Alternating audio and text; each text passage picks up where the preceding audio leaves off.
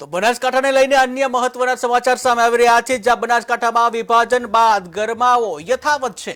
સતત 4 દિવસથી ચાલી રહ્યો છે વિરોધ પ્રદર્શન। ત્યારે શિહોરી વિશ્રામ ગૃહ ખાતે સભાનું આયોજન કરવામાં આવ્યું, જ્યાં ભારતીય કિસાન સંઘના નેજા હેઠળ રેલી નીકળી। ત્યારે સ્થાનિક વેપારીઓ, ખેડૂતો અને રાજકીય લોકો પણ હાજર રહ્યા।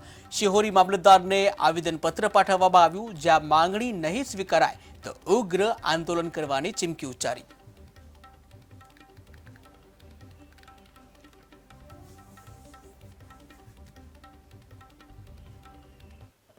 हमारे एक જ વૃત્તિ છે કિસાન તરીકે કે બનાસકાંઠામાં અમે જન્મ આપ્યો છે। અમારી જન્મ બનાસકાંઠી બની એને અમને આ દીકરી અમારું પાલન પોષણ કર્યું છે અને અમારી ગાય બધા પ્રોફેસરો વખરાય છે। અમારે લાંબુ અંતર છે, 100 કિલોમીટરનું થરાદ અંતર છે, જવા માટે તકલીફ પડે તો અમારે તમામ ઓફિસો પાલનપુરમાં આવી છે, તો અમારે પાલનપુર બનાસકાંઠા જિલ્લામાં રાખે।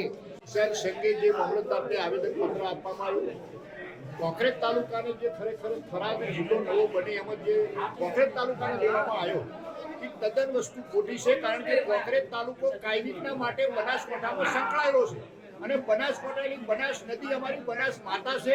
તો અમારો કોંકરેજ તાલુકો થરાદ જિલ્લો બનાવે એમાં અમે ખુશ છે। જિલ્લો બનાવે એનાથી અમને કોઈ વિરોધ નથી, પણ અમારા તાલુકાને જે થરાદ જિલ્લાની અંદર જે સમાવેશ કરવામાં આવે એમાં અમારો વિરોધ છે। ભારતીય કિસાન સંઘ કોંકરેજ તાલુકા પ્રમુખ વાઘાભાઈ પટેલ, હું સરકારને એમ કહેવા માંગુ છું કે કોંકરેજ તાલુકાની ઓળખ આખું વિશ્વ જોણે છે। ગાય અમારી માતા છે। કોંકરેજ તાલુકો ગાય, કોંકરેજી ગાય ઉપર કોંકરેજ તાલુકો પડ્યો છે અને બનાસકાંઠા બનાસ નદીની અમે કિનારે આવેલ છે। જે અમને થરાદની અંદર મેલ્યા છે, અમે ભલે મરીશું પણ અમે થરાદની અંદર જવાના જ નથી। અમારે પાલનપુરમાં રહેવાનું છે એટલે પાલનપુરમાં જ રહેવાનું છે। અમારે એટલો પાવરફુલ હાઈવે નેશનલ છે।